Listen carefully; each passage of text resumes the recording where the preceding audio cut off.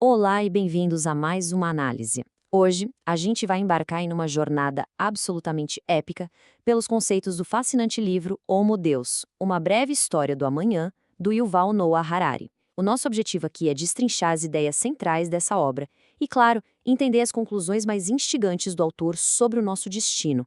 Então se preparem para uma viagem que começa lá no passado enlameado da humanidade, onde a simples sobrevivência já era uma luta diária, e avança em direção a um futuro guiado por algoritmos. Um futuro que é ao mesmo tempo brilhante e, bom, um pouquinho assustador, para ser sincero. Certo? Vamos mergulhar direto nisso. Durante milênios, a resposta para os maiores problemas da humanidade basicamente não mudava. Era sempre fome, peste e guerra. Esses eram os três grandes vilões, não importa se você estava no Antigo Egito, na Índia medieval ou na China. As pessoas rezavam, criavam leis, mas continuavam morrendo aos milhões. Só que o Harari nos convida a olhar o panorama geral e aponta para algo incrível. Nas últimas décadas, de forma totalmente inédita, a gente meio que conseguiu domar esses três grandes males. Eles não desapareceram por completo, claro que não, mas deixaram de ser aquelas forças incontroláveis da natureza para se tornarem desafios administráveis. Então a grande questão que paira no ar agora é essa. No mundo onde esses grandes incêndios foram apagados, o que é que vai exigir a nossa atenção? Isso nos leva à nossa primeira parte, a velha agenda superada. A nossa luta pela sobrevivência biológica. Agora, o que é realmente interessante notar aqui é que para entender o futuro, a gente precisa reconhecer o que acabou de ficar no retrovisor. A esmagadora maioria dos nossos antepassados vivia ali no limite absoluto da pobreza biológica.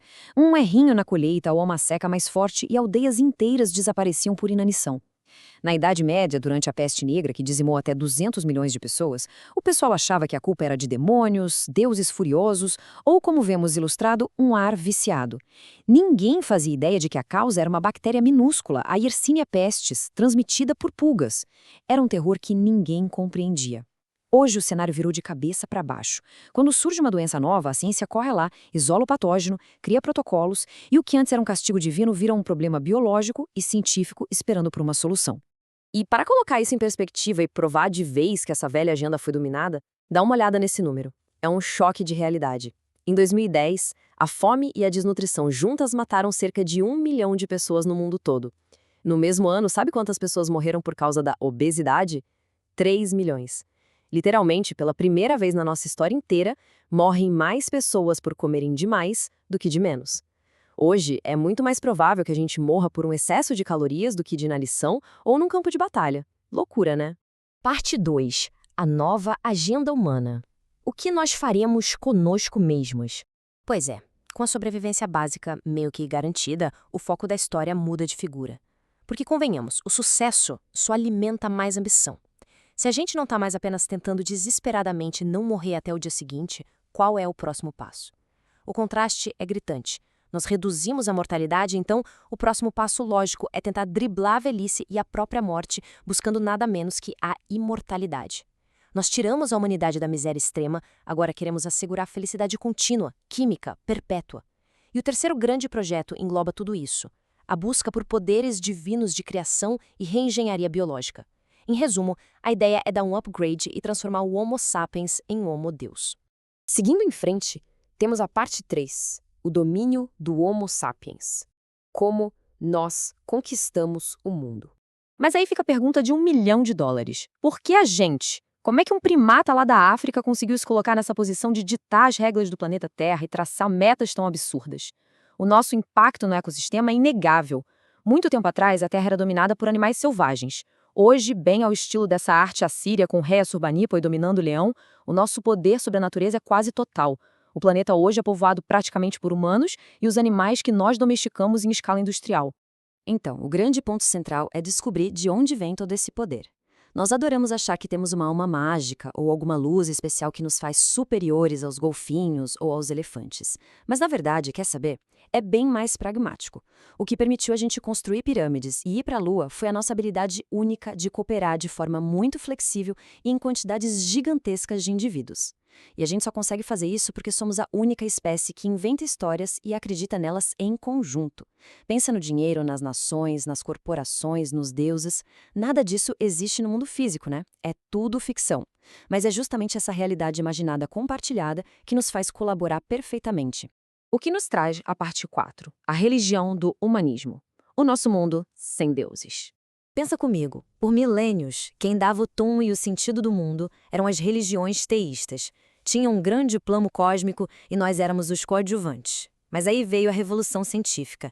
A humanidade ganhou poderes estratosféricos e, de certa forma, tirou os deuses do centro do palco. Mas se não tem mais um roteiro cósmico escrito nas estrelas, como é que a gente não pira e a sociedade não entra em colapso? A solução para essa falta de sentido foi uma nova espécie de religião, que dominou os últimos 300 anos, o humanismo. Em vez de olhar para o céu em busca de respostas, o humanismo virou o espelho para a gente. Ele diz que as nossas experiências, os nossos sentimentos e os nossos desejos mais profundos são a única bússola que importa. Se você se sente bem fazendo algo e não machuca ninguém, então está certo. É a nossa experiência que preenche o vazio do universo. E é aqui que a coisa muda de figura. Parte 5, o fim do livre-arbítrio. A ciência abre a caixa. É agora que temos a grande reviravolta de toda essa análise. O humanismo inteiro depende daquela ideia de que nós temos sentimentos autênticos e um livre-arbítrio que é sagrado, certo? O problema é que a mesma ciência que silenciou os deuses começou a apontar os microscópios para nós mesmos. No passado, um ser humano era como se fosse uma caixa preta. Alguém fazia uma escolha e a resposta era só, foi o livre-arbítrio dele. Mas a ciência abriu essa caixa, e o que os neurocientistas viram lá dentro não foi uma alma cintilante nem um livre-arbítrio intocável. Eles acharam biologia. Genes, hormônios, neurônios disparando sob as mesmíssimas leis da física que regem uma pedra caindo. Basicamente, a ciência nos diz que nós somos conjuntos de algoritmos bioquímicos muito complexos, moldados por milhões de anos de evolução. E olha só a ironia e o impacto gigantesco disso na nossa linha do tempo. Pega toda essa trajetória de onde a gente tira as respostas. Lá na Revolução Agrícola, a autoridade saiu do meio ambiente e foi para as mãos dos deuses. Depois, na Revolução Científica, a gente tirou de Deus e entregou para os sentimentos humanos. E agora, no século XXI? Essa autoridade está lentamente escorregando das nossas mãos para os algoritmos. Afinal de contas, eles estão ficando muito, mas muito melhores em processar dados do que a nossa própria biologia. O que nos leva à nossa última etapa, a parte 6, a era do dataísmo, a religião dos dados. O Harari descreve essa nova fase como o surgimento de uma ideologia novinha em folha, o dataísmo. E essa imagem aí ilustra brilhantemente a nossa situação. No dataísmo, o universo inteiro é visto como um enorme fluxo de dados. E o valor de qualquer coisa é medido pela sua capacidade de processar essas informações. O grande dilema aqui é o que chamamos de desacoplamento entre inteligência e consciência. Explicando melhor, nós humanos usamos a nossa consciência, as nossas emoções para resolver problemas. Mas os computadores, eles estão ficando absurdamente inteligentes por um caminho totalmente diferente. Eles não sentem absolutamente nada, nem medo, nem raiva, nem paixão. Mas por causa dessa capacidade absurda de cruzar dados, algoritmos não conscientes estão rapidamente superando a gente em áreas que a gente jurava que eram exclusivas dos seres humanos. Bom, vamos encaminhar para o final e ver como tudo isso se junta nas 3 grandes provocações que o Harari deixa para a gente refletir. Primeiro, a vida, no fim das contas, se resume a processamento de dados e nós somos só algoritmos mesmo? Segundo, o que importa mais para o universo? A inteligência gelada que resolve problemas ou a consciência que sente e experimenta as coisas?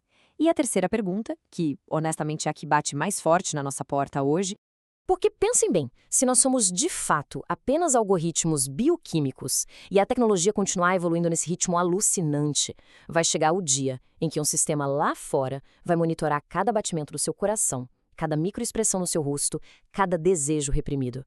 O que sobra da sociedade, da democracia, das nossas escolhas de quem amar ou qual carreira seguir, quando um aplicativo do seu celular souber o que você sente melhor do que você mesmo? Essa é a grande provocação final dessa nossa imersão em Homo Deus. Não é um aviso para a gente entrar em pânico, mas sim um alerta para a gente acordar e prestar muita atenção nas escolhas que ainda estão nas nossas mãos hoje. Muito obrigado por acompanhar essa análise até aqui, continuem questionando tudo e a gente se vê na próxima.